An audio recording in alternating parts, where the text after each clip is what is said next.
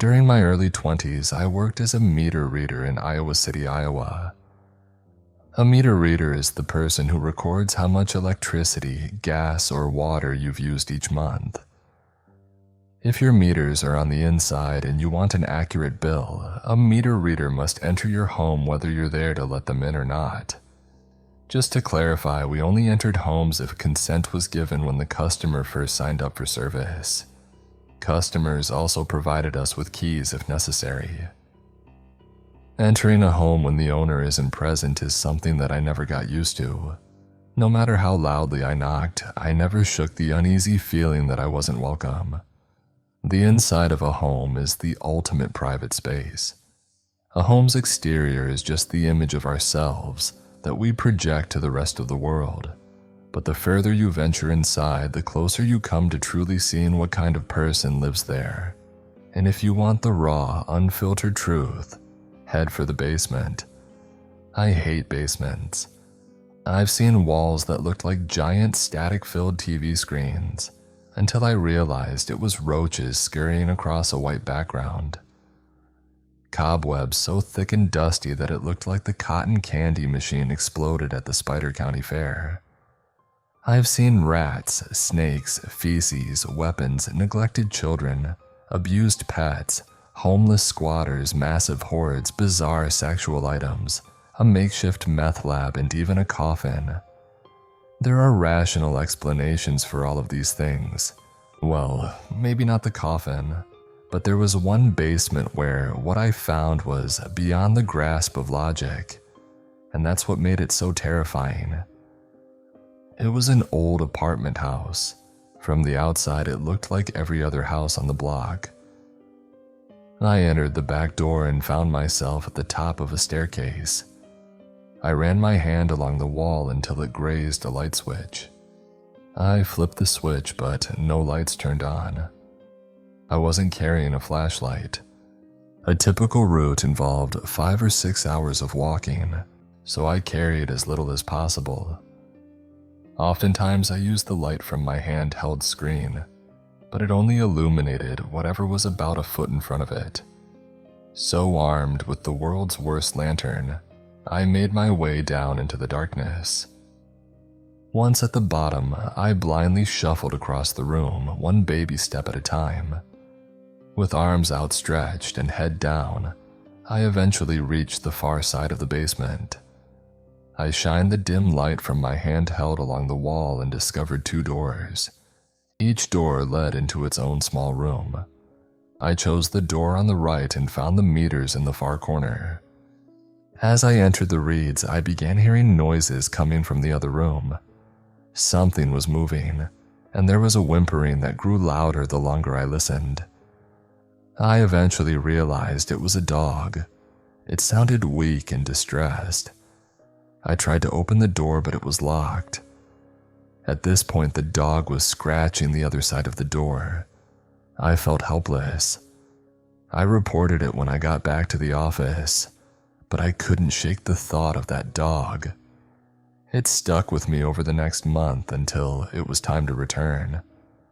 So there I was, 1 month later, back within that basement. At least this time I knew where the meters were located.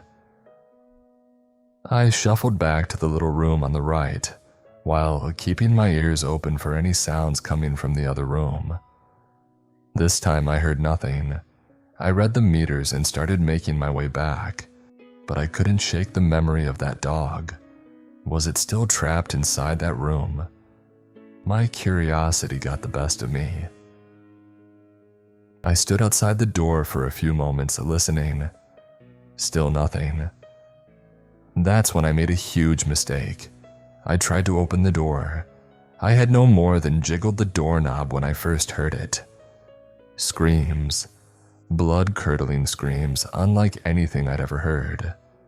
Sounds that I didn't think a human was capable of producing. Short, piercing, high-pitched shrieks, followed abruptly by a low, drawn-out guttural moan that ultimately morphed into something that I can only describe as crying, but much louder. It was all over the place like some sort of psychotic, freeform jazz. I stumbled backward, nearly losing my balance. I shouted something like, "Hello, who's in there?" There was no response, just screams. "Are you okay? Do you need help?" Still no response, just screams. There was no doubt that I yelled loud enough for him to hear me. He didn't want my help. He wanted me gone. I fumbled my way through the darkened room toward the exit. When I reached the top of the stairs, I just stood there listening. I was trying to wrap my mind around what I was hearing. I waited for the screaming to stop, but it never did. When I finally left, it was still as loud and demented as when it began. I felt relieved, but that quickly vanished when I realized I had to do it all over again next month. I reported what I'd heard, but nothing came of it. As my return drew nearer, a sense of dread grew inside of me. What kind of lunatic sits alone in total darkness and silence? My mind created endless explanations for what kind of hell lay beyond that door.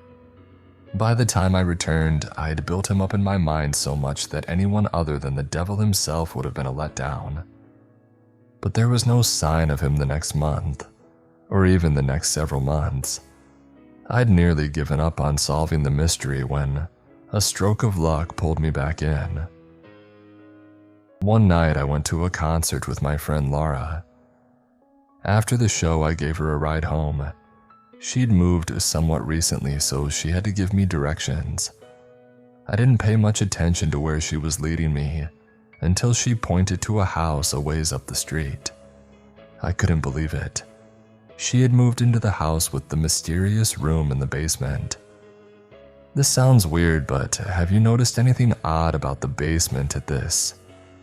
I began to ask, but before I could finish my sentence, she blurted out, "A crazy guy lives down there." Finally, I had confirmation. She went on to tell me that even though her apartment was in the attic, she often heard him yelling late at night. But that wasn't all. She had actually met him. One day while walking to her car, she saw him standing in the lawn. He stood perfectly still with no expression on his face. He was directly in her path, so she cautiously made her way around him. She noticed he was staring at her, so she offered a friendly "Hi" as she passed. He had no reaction except for one unsettling exception.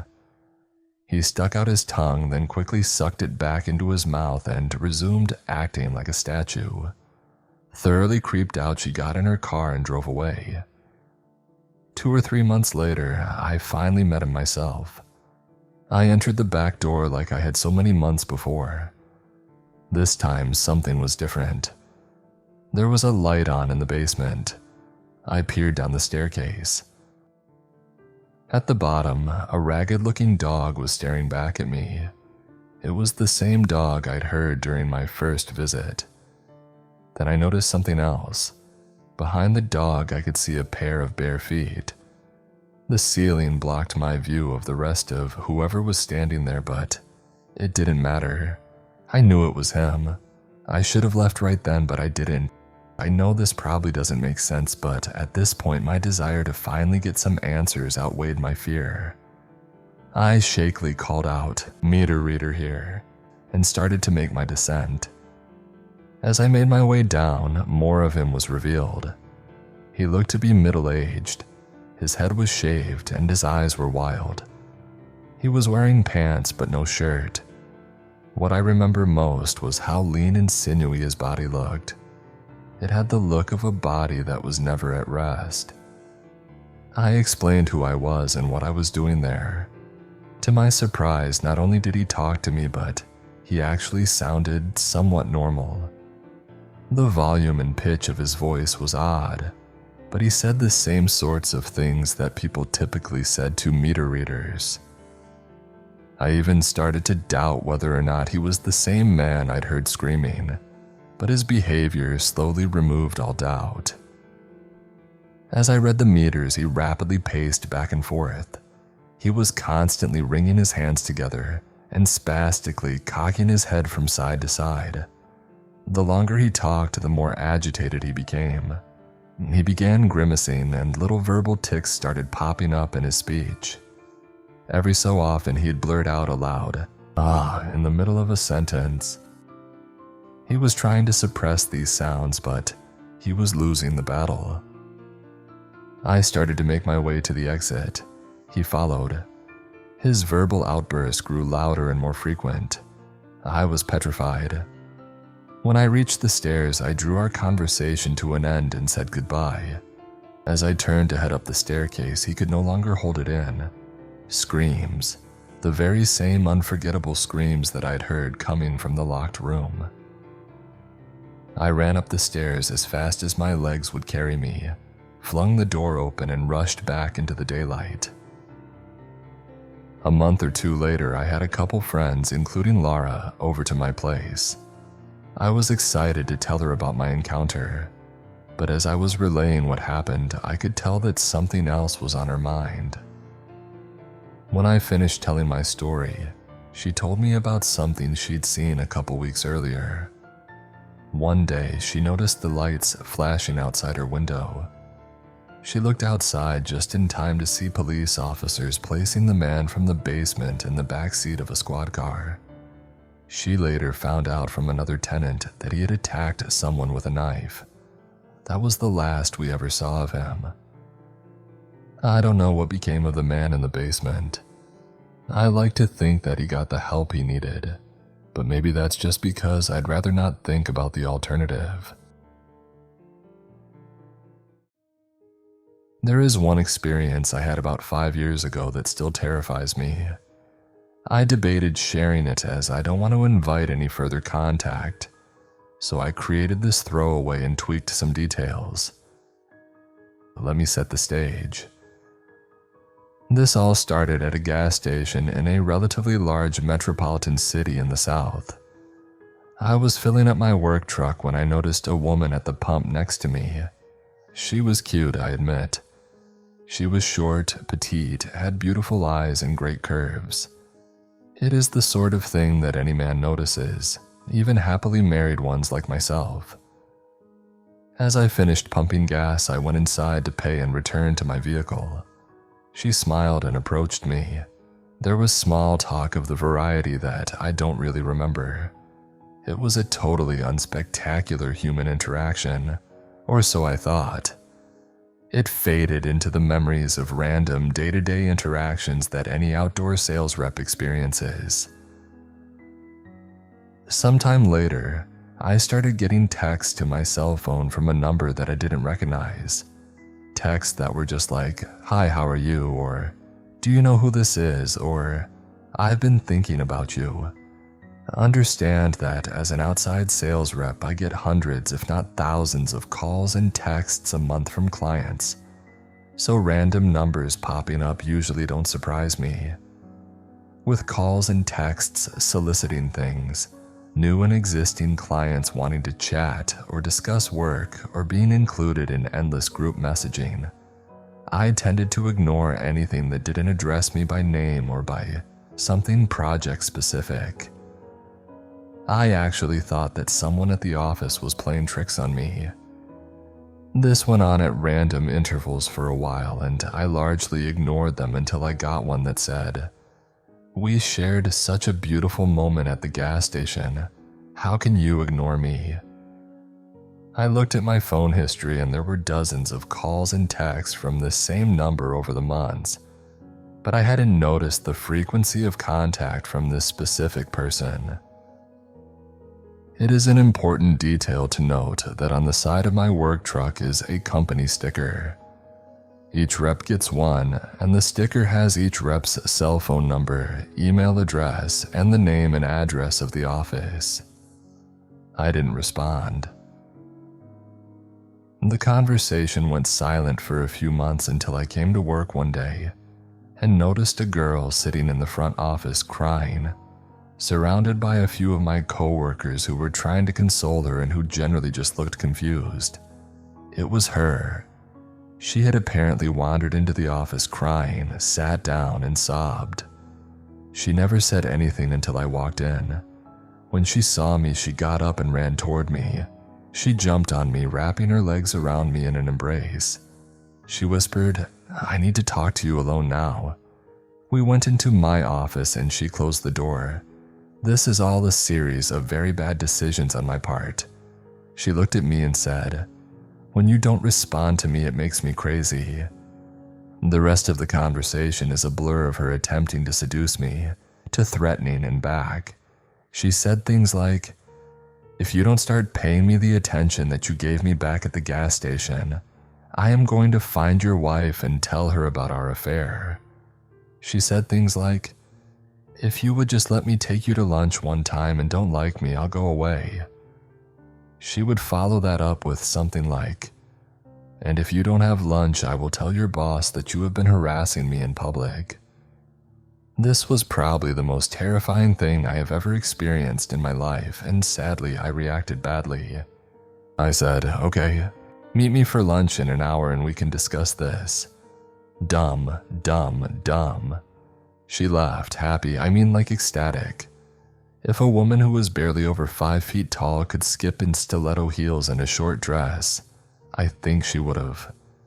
The text started again, things like, "I knew I didn't wear panties today for a reason." And then came the pictures. My phone didn't stop vibrating with notifications for hours. Hundreds of them. Nudes, duck faces, upskirts, lewd poses, whatever. To shorten this painfully long story, I didn't meet her for lunch, and about 5 p.m. she stopped messaging. In fact, she went completely silent, and I thought she got the hint. Needless to say, the conversation that I had with my boss about that whole experience was humiliating and made me look like a perv, even if he assumed I was largely telling the truth. He probably assumed, due to how attractive she was, that I was having some sort of affair. I would have if the situation was reversed. He basically just said, "I don't care what you do, just don't bring it to work." So now it's late summer and I am on the West Coast on business. It is 2 a.m. back home, or about midnight my time, and I am trying to sleep. My phone rings. I silence it and I get a voicemail.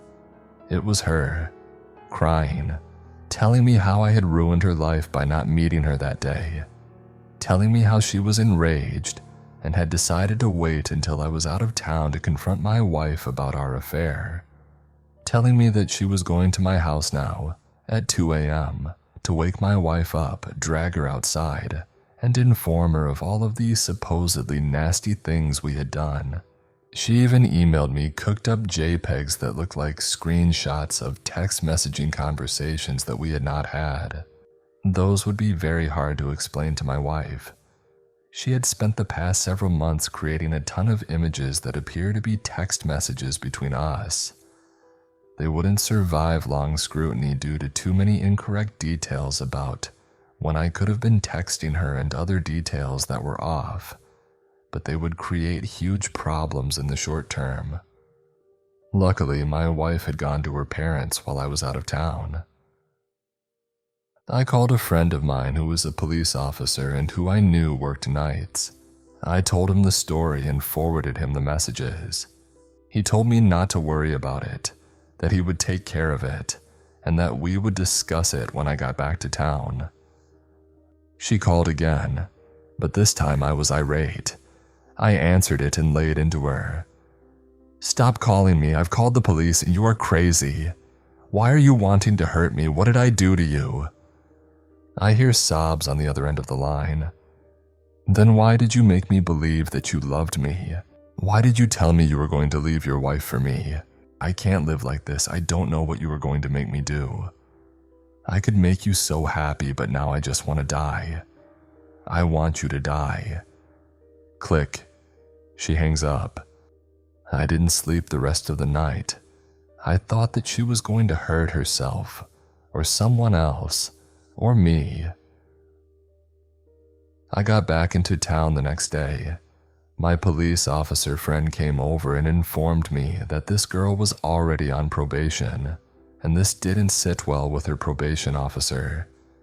He had shared with the PO all of the texts and emails that I had forwarded him. I don't know if she went to jail or if being confronted by the cops scared her, but I only heard from her once after that. About a month later, I got a simple text message that said, "I'm sorry, I was in a really bad place. You were all I had." Not long after that, I was stunned by an amazing job offer that I received several hours away in a larger city. We moved, my phone numbers changed, my email addresses changed, but every time I get a text from an unknown number or a notice on LinkedIn or Facebook, a part of me tenses up wondering if it's her. Needless to say, I told my employer that I would not put magnetic signs on any vehicle that had my personal cell number ever again. Luckily, they didn't seem to mind,